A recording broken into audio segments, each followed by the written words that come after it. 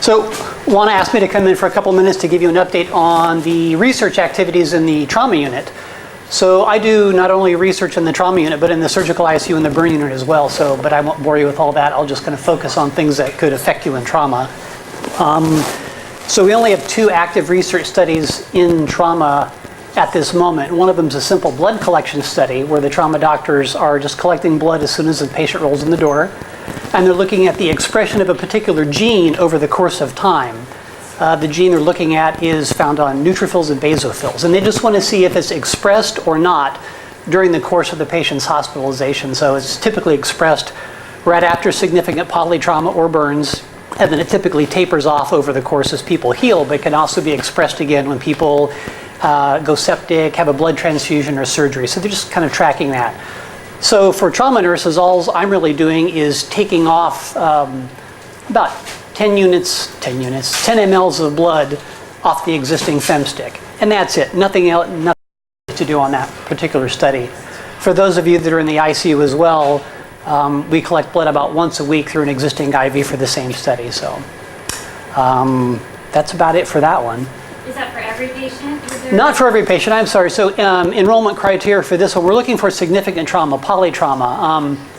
We use the ISS scale, the injury severity scale. I don't know if you're familiar with it, but it's we're looking for things like a nice open femur combined with a TBI, a big hepatic laceration, splenectomy, things like that. Significant polytrauma, the lesser things like an isolated TBI or maybe a simple closed tib fib don't quite make it. Those people aren't typically hospitalized long enough to be any of research value anyway. The second research study that we're doing, let's see. Actually, that's the only active one we're doing in trauma right now. We've got a few different things that are coming up in trauma. The first of which that you'll probably see is reversal of Pradaxa. So Pradaxa is dabigatran without a reversal agent. So this particular reversal agent is being tried in people that are known to be on Pradaxa and that need urgent reversal or need to go to surgery straight away and need to be reversed. So the drug itself is an antibody fragment produced by Bayer. And so what we're looking for are trauma patients that we verify are on Pradaxa that are over 18 years old and that meet those criteria. The drug itself is given by IV push, 2 doses over 15 minutes by you, and then blood collection about every 10 minutes because they want to track whether or not this particular drug actually reverses the Pradaxa. So what it does, it binds to the dabigatran itself and it basically renders it useless, and then it's eliminated hepatically, I think. So that study is probably 2 to 3 months away from being actually up and running. So enrollment for that one is predicted to be very low because honestly we don't see a lot of Pradaxa. I've been looking at trauma patients in Pradaxa for the last year and I found 21 actual trauma patients and other people in the ICU, but this is just for trauma patients. So I don't see a lot of them. I expect to roll 3 to 5 in 3 years. And the sponsor knows that. We're under no great pressure to enroll anything bigger than that. So that one's a little more intensive from a trauma nurse perspective because you'll actually need to push the drugs. Like I said, 2 doses over 15 minutes and then collect a bunch of blood specimens. Every 10 minutes times how many times? Well, there's 2 doses. You know, they just have to be done over 15 minutes. I mean, you could IV push, but 2 doses within a 15-minute time period. The blood draw. The blood draws I'm not sure on. It's kind of a dynamic protocol at this point, but they want to do a lot of blood sampling because they're looking to see how quickly the dabigatran is reversed and if it maintains its reversal status over a few hours. If you do enroll a patient, maybe you could get the doctor to put in an arterial line because every 10 minutes sticking in a Yeah, I agree. May not agree. Yeah, there's always logistics involved in this sort of thing too, but we can always encourage the insertion of arterial line because peripheral IVs are tenuous at best. So study number 2 that's in the future is another traumatic brain injury study. We've done a couple of them in the past, both our progesterone study that incidentally failed to meet its criteria and also a short-lived Glyburide trial in TBI. So the one we're talking about now is actually Pregnenolone in moderate and severe TBI. So Pregnenolone is actually a metabolite of progesterone. So in our other global study that we did with progesterone, we enrolled 8 people. The study overall failed to meet its endpoint of decreased mortality over 6 months.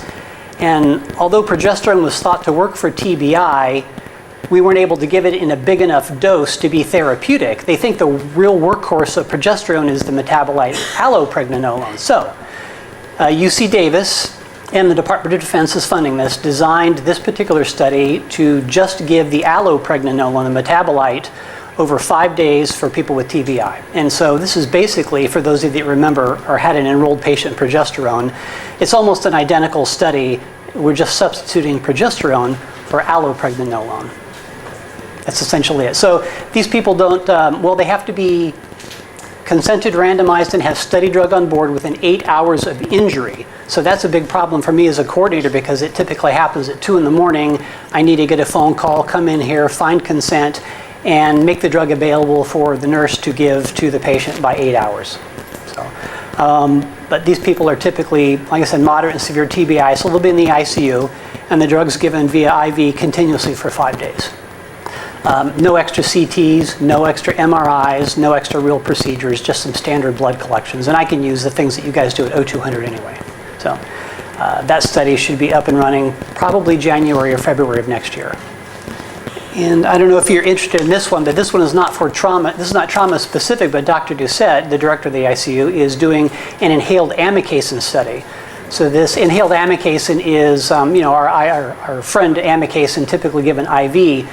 But in this case, we're giving it through a proprietary nebulizer for people with gram-negative pneumonia. So this study is actually up and running right now, and I'm screening for patients, but gram-negative is not the most common group of organisms that we see, and the inclusion-exclusion criteria for this one is very lengthy, so we're having difficulty getting people into it. But when somebody is enrolled, these are people that are intubated and will be given inhaled amikacin by the respiratory therapist, BID, hopefully 09 and 2100, for a total of 10 days or 20 doses. If they're extubated in that 10-day time period, we've got this nifty handheld nebulizer, I guess, for inhalation. And like I said, the respiratory therapists are the one that are administering both the nebulized dose and the handheld dose. A lot of different blood collections with this one, but most of it is standard of care. I can use most of it off your 0200 labs. A lot of sputum collection, but again, RT. That's really about it. That's not a trauma-specific one, but you're bound to see an inhaled amikacin study patient sometime in the near future. So that's basically it. That's the world of research. What's the finding on the Glyburide study? So our Glyburide study was another one that was funded by the Department of Defense, and that was our antihyperglycemic medicine, Glyburide, and it was designed to reduce cerebral edema, or so they thought, in people with moderate to severe TBI. So as a study site, we were asked to leave the study, only because, nothing personal, I was assured. We only enrolled 3 people in a year and a half, but no other site did any better. But the DoD wanted to use the resources towards something else. So this was a study where we gave Glyburide within 8 hours of traumatic brain injury. We did an MRI. Yeah, so let's take a critically ill traumatic brain injured patient, lay him flat in MRI for an hour and a half unmonitored. So that was one reason, as a study site, the investigators had a lot of problems with it. Neurocritical care flipped a wow. They were very unpleased with it, and I don't know if Ryan is here, but Ryan and I went down with one of these patients once to MRI and had difficulties. So we agreed with their exclusion of us as a study site, but I don't know if Glyburide was proven to be effective. The study is not over yet. So that's it. Thank you. You're welcome.